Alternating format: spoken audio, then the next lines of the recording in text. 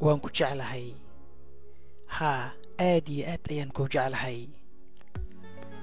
naftayda ayaad tahay, jamhuuriyadda qalbigayga ayaad tahay. musuq maasuq iyo dib u dhac kulama rabo, kelitalisna kugu noqon maayo, shisheeyana ku hoos dhigi maayo. si xad dhaaf ah ayaan ku jeclahay. waxaan jeclahay inaan kuu ammaano sida cabdiweli gaas uu naftiisa u ammaanoo kale.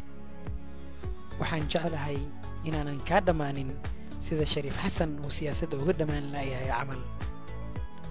mar walbo ayaan kugu qarwaa anigoo gooni kuula go'ay sida siilaanya oo kale. qoraalkan qalbiga iyo niyadda ayaan ka qorayaa. naftayda ayaad tahay, aragtidaada waan ku farxaa, sheekadaadana waan ku raaxaystaa, kaftankaagana waan ku qoslaa sidii xasan sheekh oo kale. aad ayaan kuu jeclahay. waan kugu niyad weynahay mar walba sida axmed madoowe uu jubbooyinka ugu niyad weyn yahay camal. qalbigayga ayaad tahay, jamhuuriyaddayda iyo maamul goboleedkayga ayaad tahay. naga ilaali shisheeye iyo dhex ku jiray kenya camal ah. naga ilaali rufyaan qarash badan sida nicholas key camal. naga ilaali rabshoolayaal jaceylkeena qasa sida shabaab oo kale. aad ayaan ku jeclahay.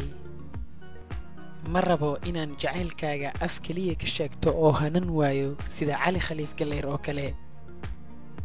jacaylkan waa iga dhab, hana u malaynin istustus hadal bes wado inaan ahay sida muungaab oo kale. aad ayaan ugu rajo weynahay jacaylkeena. ma noqon doono mid fashilan sida yuulkii hore camal. ma noqon doono mid wareersan sida faysal cali waraabe oo kale. ma noqon doono mid kibir badan sida faroole camal. mana noqon doono mid isbeddel badan sida sheekh shariif oo kale. mana kugu noqon doono mid daalan sida cabdi qiibdiid oo kale. aad ayaan ku jeclahay. jacaylkeena ha noolaado sida soomaaliya oo kale.